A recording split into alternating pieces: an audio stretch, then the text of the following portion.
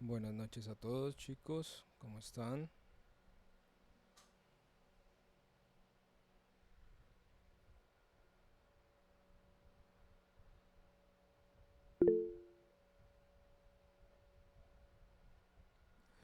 Bueno chicos, hoy vamos a hacer una clasecita, vamos a leer un poquito un texto de Richard Wagner. Eh, no sé si tienen presente quién es Richard Wagner. Bueno, es un, bueno, fue un compositor de música en el periodo del romanticismo alemán, de orígenes alemanes. Quisiera leerles un poquito, un par de páginas de este texto, Arte y Revolución. Es bastante interesante. Y luego vamos a ver un pequeño documental de una media horita, 40 minutos, sobre Leonardo da Vinci, ¿de acuerdo? Vamos a ver esto que realmente nunca hablamos mucho sobre Da Vinci y me parece bastante interesante, sobre todo porque puede traer muy buenas ideas para, para lo que sería la parte de nuestras composiciones, ¿no? De los trabajos que están haciendo. ¿Qué tal les ha ido con la composición para el lunes? ¿Si han logrado hacer algo? Por mi parte, sí, señor. Ok. ¿Y el resto? Difícil, difícil. Bueno, pero no hay nada confortable sin dificultad, ¿no? Sí, señor, no, pero pues bien, salió bien la foto. Para terminar. Ok. Bueno, vamos a empezar con este textico. Arte y Revolución de Richard Wagner. En la presentación, Wagner escribió los tres textos aquí reunidos en París, en donde se refugió tras haber apoyado el alzamiento de mayo de 1849 en Dresde. Arrastrado por el entusiasmo de los procesos revolucionarios iniciados en 1848, conocedor de las ideas de Proudhon y de su amigo Bakunin, alejado de su patria, una tierra germánica en busca de unificación, fascinado por una particular interpretación de la cultura griega y pasando alguna penuria por no poder estrenar unas óperas que ya le habían dado cierta fama. Wagner, combinando lucidez e ingenuidad, analiza la situación de un arte moderno excesivamente sometido a las exigencias del dinero y esboza el camino que, con el gran impulso revolucionario, habría de tomar el arte para recobrar su perdida plenitud. En el mes de junio de 1849, en una carta dirigida a su amigo y futuro suegro Franz Liszt, Wagner escribió: "No tengo dinero, pero lo que sí tengo es un enorme deseo de cometer actos de terrorismo artístico, más allá del influjo que, sin duda, tuvieron en otros y en el desarrollo de su obra, estos escritos destilan ante todo rebeldía. La revolución. Si miramos por encima de naciones y pueblos, descubrimos por doquier en toda Europa el hervir de un movimiento poderoso, cuyas primeras sacudidas ya nos han alcanzado.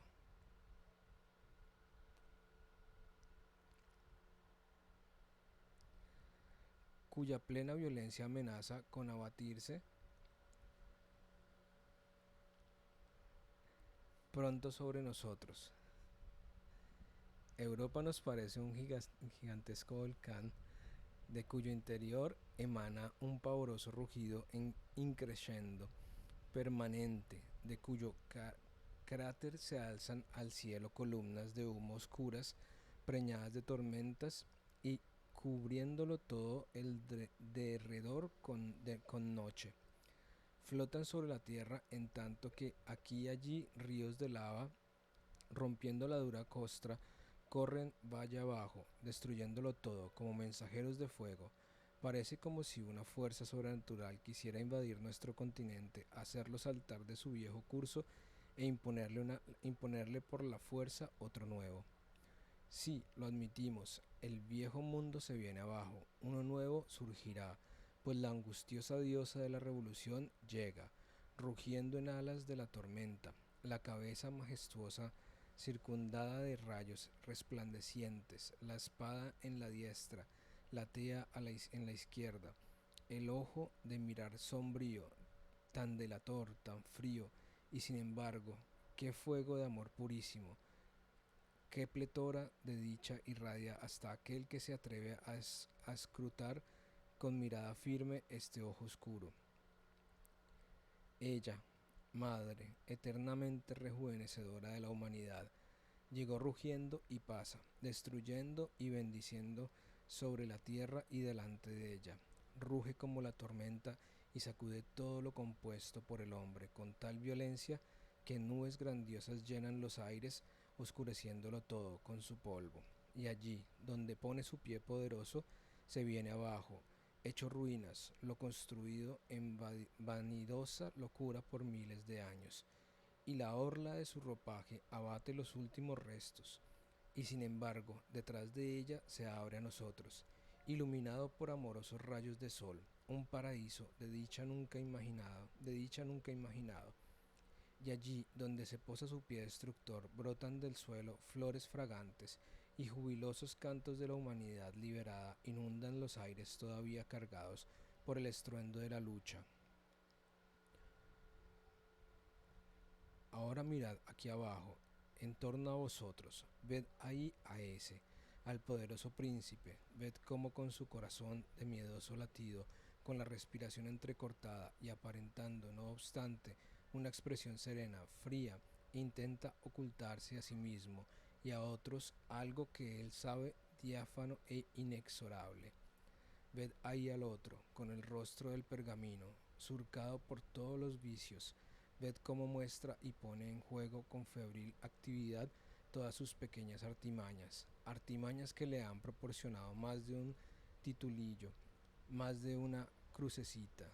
Ved cómo, con expresión misteriosa, sonrisa diplomática, intenta insuflar calma a la damita, que, miedosa, echa mano a su frasco de perfume y a ese señorito que castañea los dientes con ayuda del comunicado semioficial de que las personas en los cargos más elevados han accedido a prestar su atención a este fenómeno extraño, que han partido correos con reales órdenes hacia distintos puntos, que hasta el informe del sabio artista de la administración pública, Metternich, está en camino, procedente de Londres, que las autoridades responsables han recibido instrucciones de todas partes y que, en suma, a la alta sociedad se le dispensará la interesante sorpresa de poder contemplar con los ojos de la cara a esta temida vagabunda que es la revolución, naturalmente en una jaula de hierro y cargada de cadenas. En el próximo baile de palacio, bueno, esperen un momentico. ¿Alguien quiere leer un poquito, chicos? Vamos, que si no aparece acá el recital solamente del profe Julio. ¿Quién se le mide a leer un poquito? No todos, ¿eh? Una paginita y otro más lee otra paginita. Si yo estoy igual, tengo mucho dolor de cabeza después de sustentaciones, presustentaciones de tesis. ¿Alguien se le mide? ¿Nadie quiere?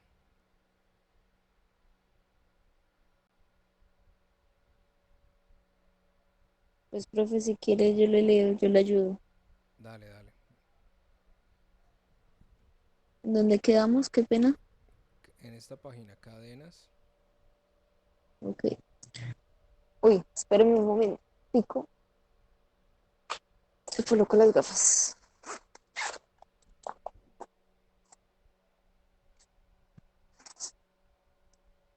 Dice, cadenas, en el próximo baile del palacio, ved allí al tercero, ved cómo especulante contempla la proximidad del fenómeno.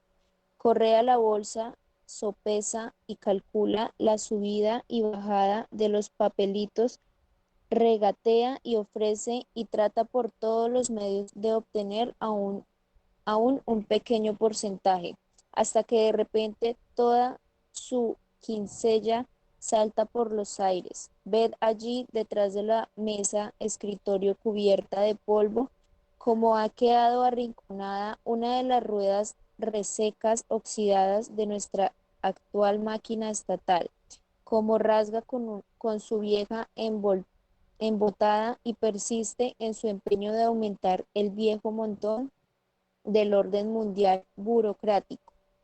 Como plantas secas yacen entre estos haces de documentos y contratos los corazones de la humanidad viva y se convierten en polvo dentro de esta cámara de suplicios modernos. Allí reina febril, ¿qué? Allí reina febril actividad, pues la red tendida sobre las naciones presenta bastantes roturas y las sorprendidas arañas cruceras, ved cómo se revuelven y tejen y entretejen nuevos hilos para atrapar de nuevo lo que ha caído en su trampa. Allí no penetra rayo de luz alguno, allí reina noche y oscuridad eternas, y en noche y en oscuridad se sumergirá todo sin dejar huella. Pero a aquel lado de allí viene clara música de guerra, resplandecen espadas y bayonetas. Pesados cañones se mueven de un lado a otro con estrépito y las filas de los ejércitos densas y prietas se ven, se van acercando. La legión de bravos héroes se ha desplegado para dar la batalla a la revolución.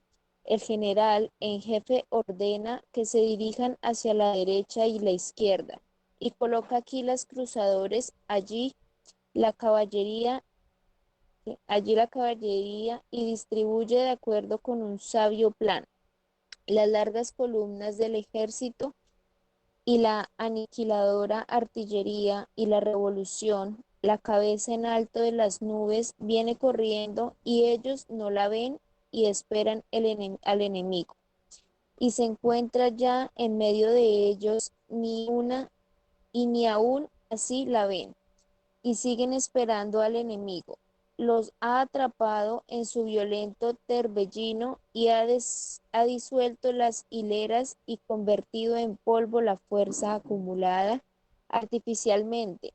Y el general en jefe, sentado aquí, examina el mapa y calcula por qué lado va a venir el enemigo y cuál es su fuerza y cuándo se presentará. Pero ved allí un rostro vencido por miedo. Es un ciudadano honesto, labrioso, ha luchado con a- Ahínco. ahínco y producido durante toda su vida. Ha mirado honestamente por el bienestar de todos hasta donde alcanzaban sus fuerzas. Ninguna lágrima, ninguna injusticia aparece prendida al ¿qué? Óvulo. Óvulo aportado por su, ahí quedó, por su Espera. qué, profe. Ah, ¿Dónde quedamos? ya, aportado por su provechosa actividad. ¿Continúo? Sí, mira, ya queda un pedacito de página. Bueno, uy, me perdí, profe. Aquí, Esto es más arriba. por su provechosa actividad. Es más arriba, ¿no? No, mira. Óvulo por su provechosa actividad. No veo. Ah, ok. Bueno, él sentía perfectamente la proximidad de la tormenta.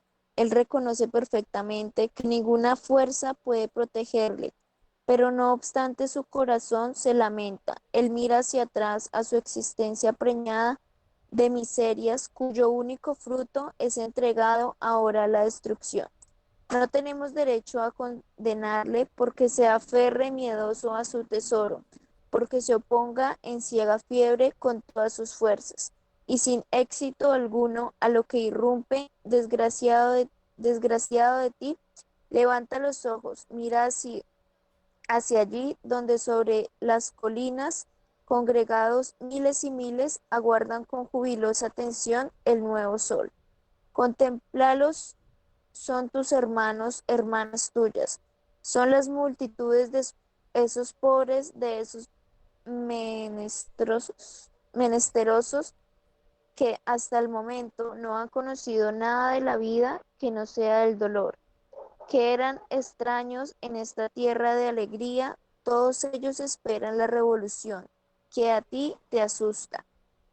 Como su liberadora de este mundo de llanto, como la creadora de un mundo nuevo dichoso para todos, mira hacia allí.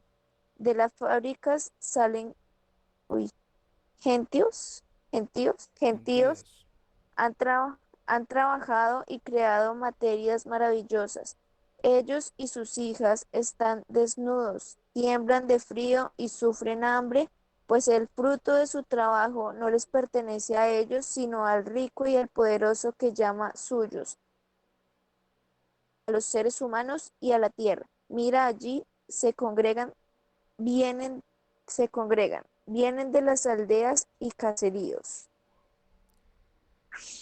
Ellos son los que han cultivado la tierra y convertido en alegre jardín y la abundancia de fruto suficiente para todos los que viven aquí recompensó sus esfuerzos y sin embargo son pobres y están desnudos y padecen hambre, pues la bendición de la tierra no es para ellos y para los demás que están necesitados, la tierra pertenece únicamente al rico y al poderoso, que llama suyos a los hombres y a la tierra. Todos ellos son cientos de miles. Los millones acampan en las alturas y miran hacia la lejanía, donde la nube creciente denuncia la proximidad de la revolución liberadora, y todos ellos, a los que ya no queda nada que lamentar, a los que les han robado incluso los hijos para convertirlos, mediante oportuna formación, en bravos carceleros de sus padres, cuyas hijas recorren, cargadas de vergüenza, las calles de las ciudades, víctimas de las bajas pasiones del rico y del poderoso, todos ellos con los rostros demacrados, marcados por el dolor, los miembros torturados por el hambre y el frío, todos aquellos que nunca conocieron la alegría, acampan allí, en las alturas, y temblando en angustiosa espera, contemplan con atenta mirada el fenómeno que se va aproximando y escuchan en silencio recogimiento el rumor de la tormenta que avanza trayendo a su oído el saludo de la revolución. Bueno, aquí quedamos hasta este punto. Esta es la página 6. Listo. Esto es un poquito un punto de vista de Wagner. Wagner fue un grande compositor de música clásica. Para ustedes, pues la música clásica no es algo así como de mucha importancia, algo que no les atañe pues mucha importancia o mucho interés, pero pues es algo realmente interesante el poder ver desde el punto de vista de un compositor y artista como él, pues algo que es sobre la revolución, ¿cierto? Entonces, pues es un buen punto de vista, ¿no? Bueno, les iba a poner algo de Wagner, pero mejor no porque después se me quedan dormidos. En la próxima clase leemos un poquito, o sea, el próximo viernes, porque el lunes tenemos tenemos la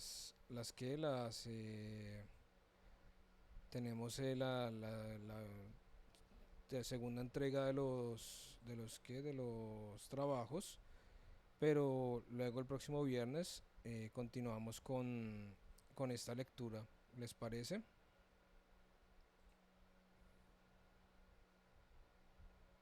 ¿Qué pueden deducir de esto? Yo sé que ya todos están cansados, chicos, ya nos quedan 2 semanitas, ya esta es la semana 13, nos quedan ya 2 semanitas, ánimos que ya estamos por acabar, ¿de acuerdo? Sí, está bueno, eso es bastante interesante, es lo que era un pre de la revolución, de la primera revolución que hubo, ¿no? Bastante interesante. Bueno, yo sé que todos estamos cansados, ya es viernes, ya estamos agotados del semestre, pero ánimos muchachos que lo vamos a lograr, lo vamos a lograr. Entonces, yo les tengo acá preparado, este dura media horita, ¿de acuerdo? Justo hasta las 8. Lamento haberme conectado tan tarde, pero es que estábamos en presustentaciones de los chicos de tesis. Entonces, les tengo aquí media horita preparada de un documental de Leonardo da Vinci, un documental de la BBC. Entonces, bueno, vamos allá con esto. Y acabado el documental, pues bueno, terminamos la clase, pero sí me parece interesante que veamos este documental de Da Vinci porque realmente no afrontamos mucho de Da Vinci y pues es un gran genio. Entonces vimos apenas algunas cositas, pero no afrontamos, no abordamos muchísimo sobre él. Entonces, bueno chicos, los dejo con el documental, espero que les guste mucho. Dura 31 minutos, o sea, justo para llegar hasta las 8. Bueno, ahí vamos. Leonardo da Vinci cambió el mundo del arte totalmente y para siempre. Su fascinación por la ciencia y en concreto por el cuerpo humano le permitió crear cuadros de gran realismo que parecían tener vida propia.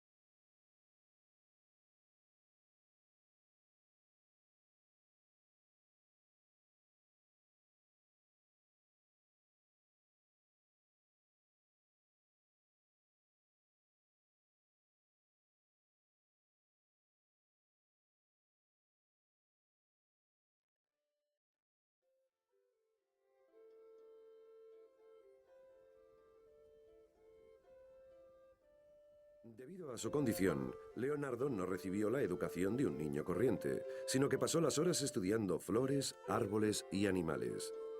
Durante toda su vida diría que la naturaleza fue el mejor maestro. Es más noble imitar las cosas de la naturaleza, que son de hecho imágenes reales, que imitar con palabras las palabras y acciones de los hombres.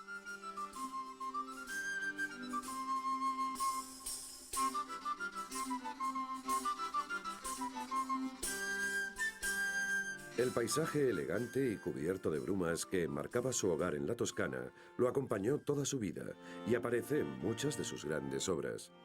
Leonardo adoraba la naturaleza por su belleza simple y sus diseños elegantes. Soñaba con aprender sus secretos y su mayor sueño era llegar algún día a volar como un pájaro. Pero también temía a la naturaleza por haber visto su poder de destrucción y tenía frecuentes pesadillas.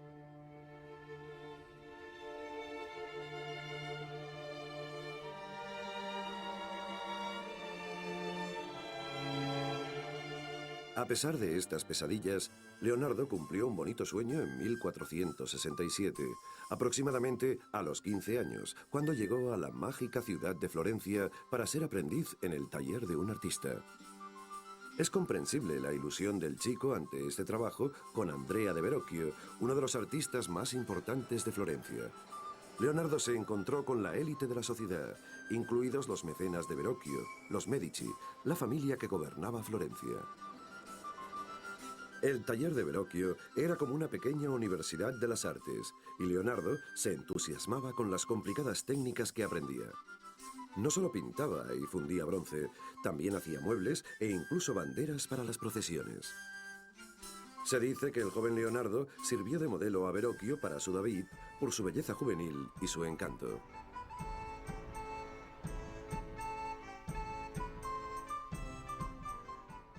Leonardo soñaba con enfrentarse a grandes retos arquitectónicos, pero también comenzaba a labrarse un nombre como pintor.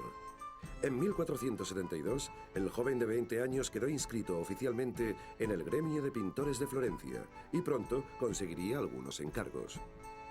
Su padre le contrató para la decoración de un escudo y Leonardo decidió que haría un dragón. El escudo se perdió, pero se cuenta que Da Vinci disecó lagartijas, insectos y murciélagos y mezcló sus rasgos para crear una bestia horrible, que funcionó. Cuando su padre vio el escudo, retrocedió asustado. Leonardo afirmó con orgullo: para eso sirven los escudos. Hacia 1473, Verrocchio encomendó a Leonardo que pintase a un ángel en su bautismo de Cristo. Con esta pintura, su maestría asombró a todo el mundo, incluso a Verrocchio. Tomándose con calma su propia habilidad, más tarde diría: pobre discípulo el que no supera a su maestro.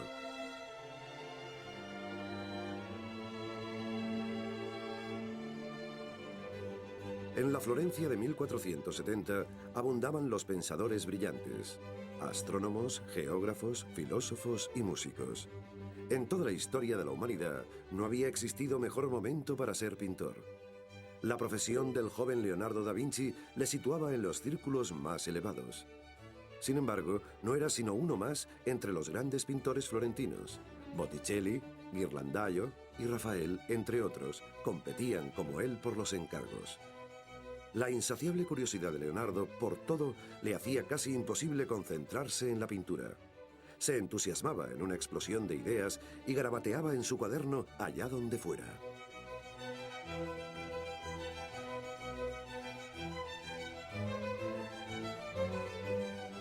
Sus notas van desde simples esbozos a apuntes sobre temas como la luz y las sombras. En sus 20 volúmenes, cada uno de centenares de páginas de estas notas, Leonardo nos dejó poquísimas pistas sobre su vida privada. Lo que sí contienen es una información privilegiada sobre cómo funcionaba su mente.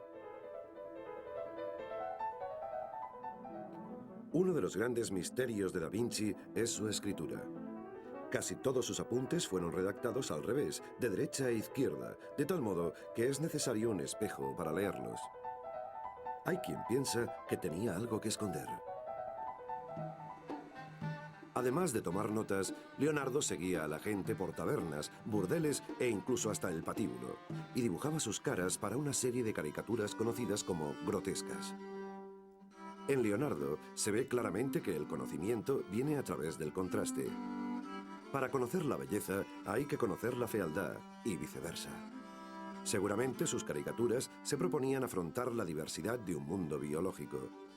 Como ejemplo, una hoja de sus apuntes en la que compara la cabeza de un caballo con la de un hombre y con la de un león.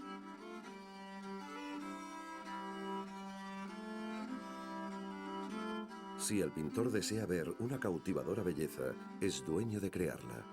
Y si quiere ver cosas monstruosas que le aterroricen, o que sean graciosas, o que produzcan lástima, él es el amo y señor.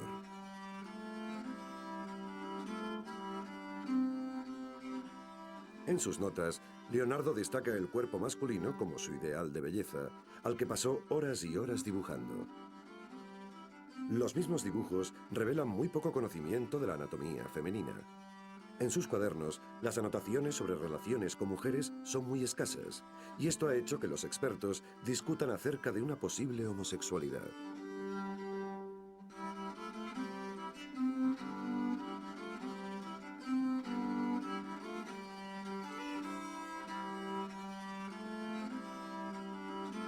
La copulación y los miembros que la posibilitan son tan feos que si no fuera por las caras y los adornos de los actores y por los impulsos que los sostienen, el género humano se extinguiría. 400 años más tarde, Sigmund Freud publicará un famoso análisis de la sexualidad de Leonardo basándose en un recuerdo de la infancia hallado en una de las anotaciones del artista. Afirmó que era improbable que hubiera abrazado con pasión a mujer alguna. A principios de 1476, a los 24 años de edad, Leonardo se enfrentó al peor momento de su vida. Fue llevado ante los tribunales de Florencia y acusado públicamente de sodomía. La acusación, anónima, había sido hecha por los llamados agentes de la noche florentinos, la policía moral. Y aunque parece que los cargos se retiraron por falta de pruebas, Leonardo sufrió la humillación pública. Su pintura de 1480 de San Jerónimo refleja quizá ese dolor. El santo delgado, angustiado, golpeándose el pecho con una piedra en el desierto. Además de darle poder emocional a su obra, Leonardo mostró con qué precisión era capaz de pintar la anatomía humana. Y le dio al retrato una perspectiva visual realista, la cual, afirmaba, sus contemporáneos apenas conocían. Un amigo al que criticaba era Sandro Botticelli. En El nacimiento de Venus, los personajes de Botticelli flotan como si estuvieran ante un decorado y no tienen esa tercera dimensión que Leonardo tanto apreciaba. Puede que Leonardo aventajara en mucho a sus colegas, pero cada vez era menos querido por los influyentes mecenas de Florencia. Botticelli, por ejemplo, era uno de los varios pintores que prácticamente lo eclipsaban. Leonardo tenía casi 30 años en 1481, cuando Lorenzo de Médicis recibió la petición del Vaticano de enviar a los mejores pintores de Florencia a Roma a decorar la nueva Capilla Sixtina. Botticelli fue elegido junto con casi todos los demás artistas principales de Florencia, pero a Leonardo lo hicieron a un lado. Fue otra humillación demoledora. De todos era conocido el genio de Leonardo, pero se le consideraba poco fiable. No mantenía el interés por el lienzo y a menudo no terminaba los encargos.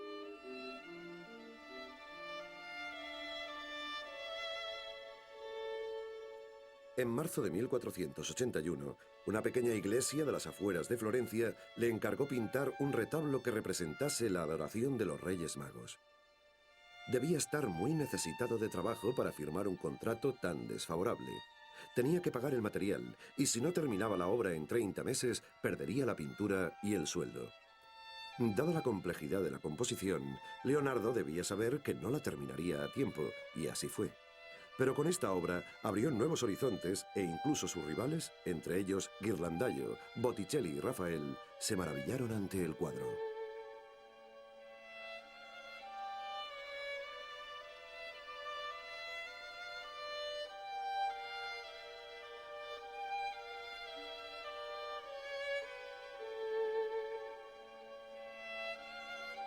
A un lado del cuadro pintó a un joven que no mira al niño Jesús. Se dice que es el propio Leonardo retratándose a sí mismo como forastero. 1481 había sido un año pésimo para Leonardo. Perjudicado aún por el juicio público y afligido por verse ignorado, salió de Florencia a buscar una vida nueva y retos que estuvieran más allá de las habilidades de un simple pintor.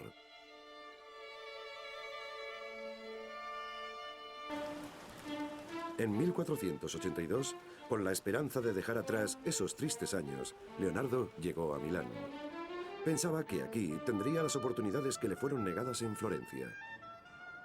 Pero para triunfar en esta ciudad, tenía que presentarse ante el poderoso duque Ludovico Sforza, conocido como el Moro. Le escribió una atrevida carta ofreciendo sus servicios, pero no como pintor, sino como ingeniero.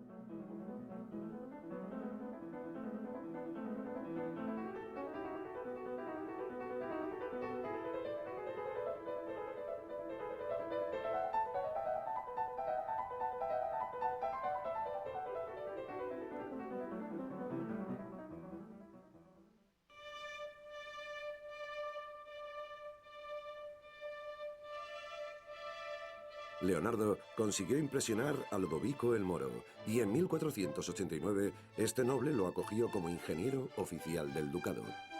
Ahora Leonardo estaba como pez en el agua. Sus responsabilidades iban desde la planificación de un sistema de cañerías interiores hasta el diseño de los trajes para los espectáculos de la corte. Leonardo construyó hasta un escenario giratorio.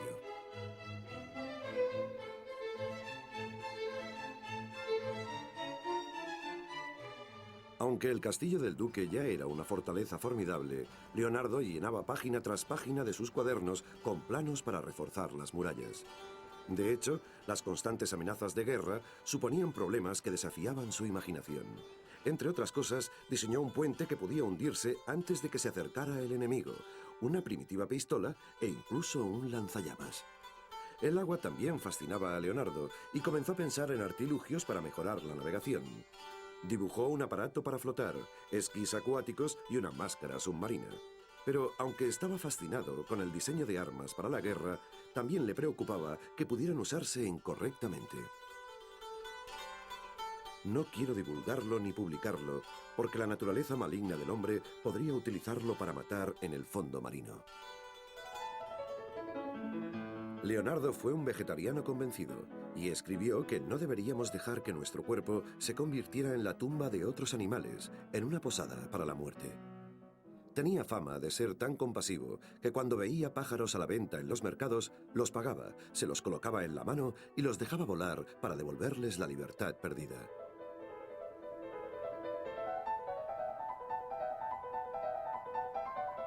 Pero Leonardo continuaba frustrando a sus mecenas por su terca obstinación.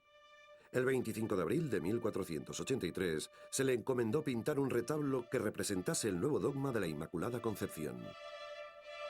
El contrato exigía una imagen muy ornamentada e incluso especificaba los colores, pero a Leonardo no le agradaba la pompa de la iglesia y en cualquier caso no era de los que seguían fielmente las instrucciones. Firmó el contrato y dejó volar su imaginación. Hasta entonces no se había visto nada igual en la pintura italiana. El cuadro tiene una composición triangular extraña. La Virgen y el niño bendiciendo a San Juan, que está arrodillado, y este ángel con aspecto de esfinge tan extraño ante un mundo de estalactitas y estalagmitas. Un mundo húmedo y empapado, el mundo de la penumbra.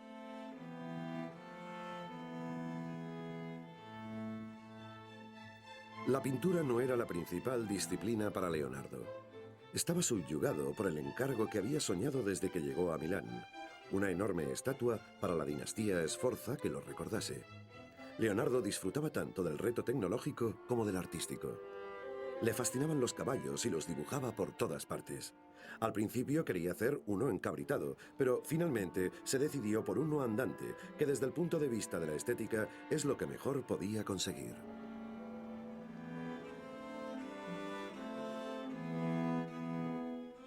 Leonardo creía que este sería el monumento eterno a su maestría científica y artística. Hizo un modelo de arcilla que deslumbró a los milaneses. Pero justo antes de que se fundiera el bronce para la estatua, el ejército francés irrumpió en la ciudad y amenazó la propia base de la dinastía Sforza. Las tropas de Sforza no podían equipararse con la superioridad armamentística de los franceses. Los italianos, desesperados, destinaron el bronce de la estatua de Leonardo a la urgente fabricación de artillería. Los sueños de Leonardo se habían desvanecido. El mandato de 300 años de la dinastía Sforza llegaba a su fin. Desanimado y amargado, Leonardo pensó en dejar Milán. A los 42 años de edad, habían terminado los mejores días de su vida. Tendría que encontrar otro mecenas. Escribió: «Cuando llegue la suerte, cógela bien del flequillo, porque puedo decirte que por detrás es calva». En 1495, un año después, le encargaron la decoración del comedor de Santa María della Grazie, en Milán. El tema sería la última cena de Cristo y sus discípulos. Para la decoración de esta modesta pared, Leonardo creó la composición más genial de la historia del arte. Trabajó despacio, apasionado por la pintura, hasta que llegó un momento en que el prior empezó a importunarle. Leonardo argumentó su retraso porque no encontraba modelo para Judas y pidió al fraile que si quería posar para el traidor de Jesús. Con esa sugerencia acalló las quejas del prior, que le dejó terminar. El resultado fue algo más que meramente revolucionario. Ningún cuadro sería tan inmortal como este, La Última Cena, de Leonardo da Vinci.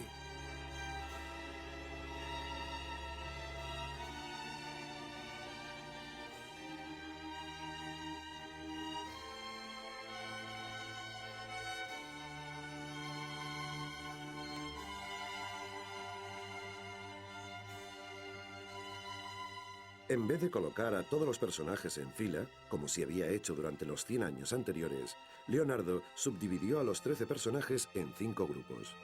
4 grupos de 3 apóstoles y Jesús aislado formando un grupo aparte. Fue una innovación destacable que lo hacía mucho más comprensible.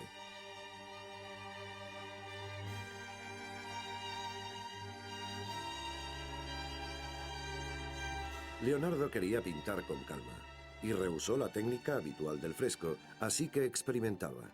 Mezclaba óleos y témpera directamente sobre la pared. El experimento no salió bien. Poco tiempo después que terminase el cuadro, la pintura empezó a desconcharse. Con la llegada del siglo XVI, hubo una gran demanda entre las damas italianas de los servicios de Da Vinci como retratista. Pero a él no le interesaban mucho estos encargos. Cuando una de estas damas envió un mensajero a que averiguase por qué no terminaba su retrato, el mensajero la informó de que, al parecer, Leonardo se había aburrido del pincel. Solamente un cuadro, otro encargo religioso, captó el interés de Leonardo. En 1501 empezó un esbozo de la Virgen sentada en el regazo de su madre, Santa Ana, dirigiéndose hacia el Niño Jesús. Con este cuadro, Leonardo ganó la admiración incondicional del mundo del arte florentino que tanto le había ignorado en su juventud. Pero, de nuevo, aunque trabajó en él entre 8 y 9 años, dejó el trabajo inacabado. Volvía a tener la cabeza en otra parte. Lo que cada vez acaparaba más el interés de Leonardo era el vuelo de los pájaros. Se pasaba horas observándolos.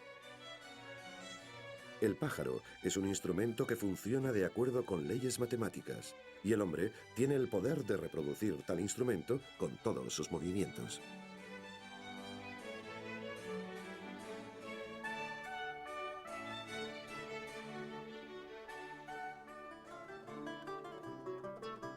Leonardo también dibujó una máquina parecida al helicóptero moderno.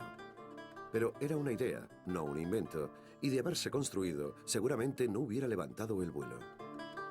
Sin embargo, el alcance de la inventiva técnica de Leonardo es asombroso. Dibujó todo tipo de artilugios que, de algún modo, se usan hoy en día, desde el paracaídas hasta la bicicleta, con detalles que anticipan las modernas versiones. Este esbozo burdo, hecho por un ayudante, muestra la importantísima cadena de la bicicleta. En esta misma página está la caricatura burlona de un pene y el nombre Salai, un ayudante que se incorporó al taller de Leonardo en 1490, a los 10 años. Salai era como le apodaba Leonardo y significaba miembro de Satán. A pesar de la tierna edad del niño, parece que fue uno de los amantes de Leonardo. Seguramente Leonardo lo aceptó porque era muy atractivo y podía servirle como modelo. Salai era un pintor mediocre y no llegó a aprender mucho, así que posaría para Leonardo. Leonardo, con 50 años, comenzaba a impacientarse. Buscaba otro mecenas. En 1502, el poderoso duque Cesare Borgia, dibujado aquí por Leonardo, lo contrató como ingeniero militar.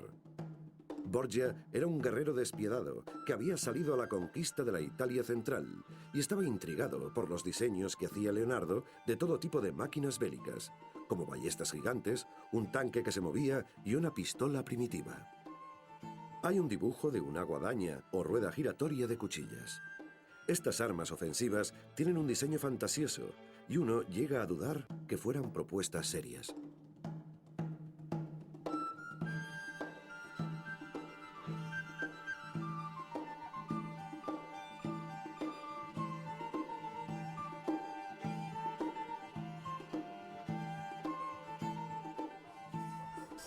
En 1503, Leonardo volvió a su hogar, Florencia.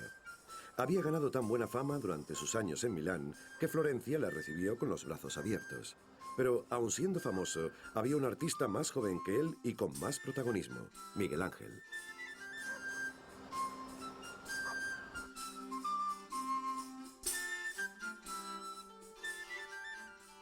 Un día le pidieron a Leonardo que explicara cierto pasaje de Dante. Vio a su rival al otro lado de la plaza y dijo: «Aquí llega Miguel Ángel, él lo explicará». Pero Miguel Ángel se giró y respondió: «Cuéntalo tú, que hiciste el modelo para un caballo que no llegaste a fundir en bronce y que para tu vergüenza abandonaste. ¿Y los tontos de Milán confiaron en ti?». En octubre de 1503, cuando Nicolás Maquiavelo era un oficial joven y poderoso del gobierno florentino, contrataron a Leonardo para decorar las salas consistoriales. Aquel sería el mayor encargo de Leonardo. El mural conmemoraría la victoria de Florencia en la batalla de Engiari. La pared de enfrente tenía que pintarla su principal rival, Miguel Ángel. Leonardo trabajó en el proyecto 3 largos años y luego, como tantas otras veces, lo dejó sin acabar. No se sabe por qué abandonó el trabajo. Quizá el comentario de Miguel Ángel sobre el caballo dio en el blanco. Quizá se sentía demasiado viejo para tal rival.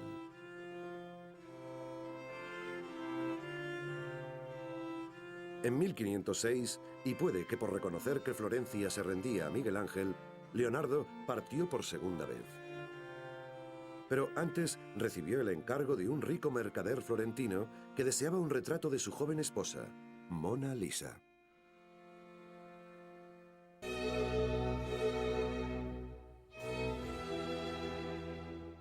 Leonardo da Vinci recibió el encargo en 1505. Esta solicitud, aparentemente menor, produciría el cuadro más celebrado de la historia del arte. Sin embargo, la historia de esta petición es muy dudosa. Quizá por lo misterioso de la pintura, se han hecho largas especulaciones sobre si en realidad llegó a existir tal encargo.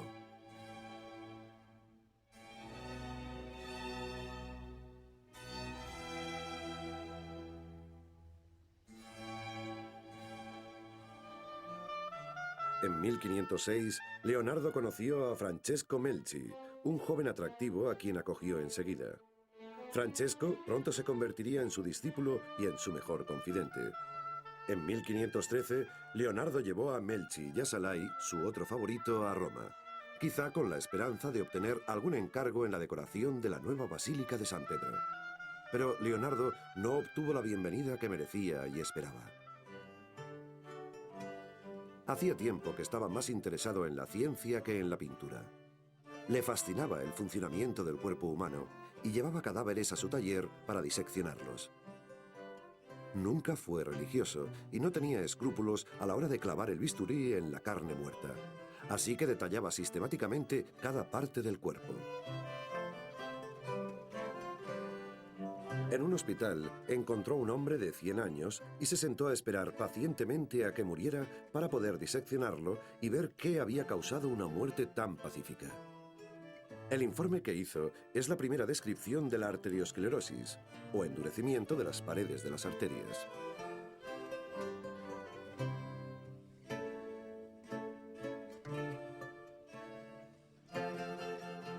El interés de Leonardo era puramente científico, pero a algunos les parecía macabro y por otra parte era difícil conseguir los cadáveres. Cuando la iglesia supo de sus disecciones, pensaron que había llegado demasiado lejos y por segunda vez en su vida, Leonardo sufrió una vergonzosa acusación pública. Esta vez, la acusación fue de necrofilia o adoración de los muertos. En 1514, el Vaticano terminó con sus estudios. Leonardo se volvió taciturno y comenzó una serie de retratos gráficos y literarios sobre su visión del fin del mundo. Creía que el Armagedón llegaría acompañado de tormentas e inundaciones. Quizá eran las pesadillas que le habían perseguido desde niño. Entre sollozos y llantos se encontraban los hombres, las mujeres y los niños, tomados por el terror de la furia de los vientos, cuyas ráfagas tempestuosas llenaban las aguas por todas partes con cadáveres que habían llegado a la muerte ahogándose. Con más de 60 años, Leonardo se encontraba cansado. En su vejez había soportado el periodo más frustrante de su vida. Cuando en 1516 el rey de Francia lo invitó a unirse a la corte en el Valle del Loire, aprovechó la oportunidad. Seguramente sabía que no volvería a ver Italia. El rey estaba encantado de tener cerca a un cerebro tan brillante.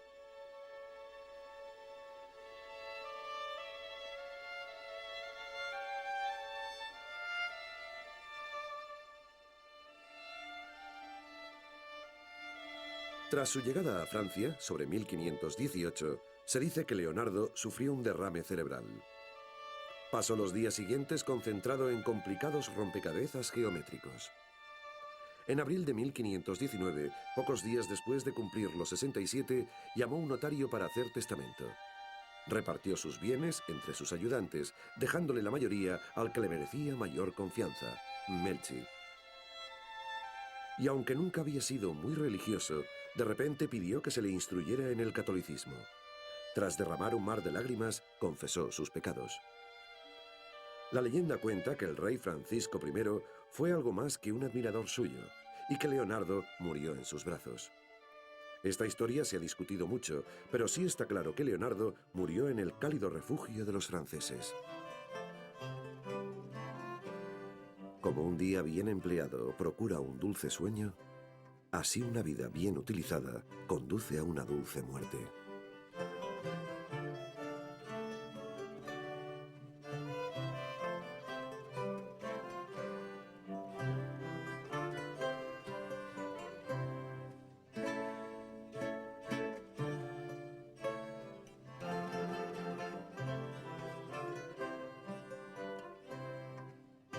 Casi 500 años después de la muerte de Leonardo, uno de los 20 cuadernos que le sobrevivieron se vendió por 30 millones de euros en una subasta, un precio sorprendentemente alto, 2 veces y media superior al de cualquier otro manuscrito de hoy en día. ¿Qué es lo que nos fascina de Leonardo? Desde su escritura al revés hasta sus disecciones a la luz de las velas, pasando por sus cuadros cautivadores, parece ser una especie de mago negro del Renacimiento. Sin embargo, cuanto más sabemos de él, vemos que no fue más que un hombre con talento que vivió una época extraordinaria.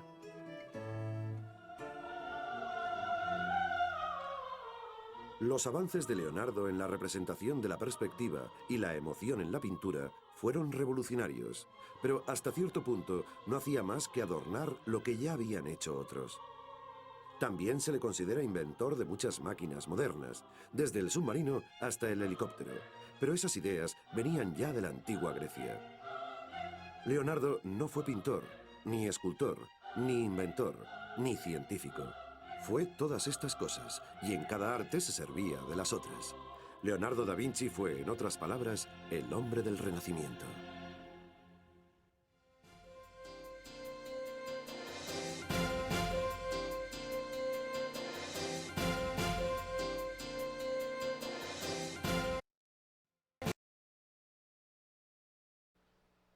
Bueno, con esto concluimos la clase de hoy. Espero que hayan encontrado provechoso el documental.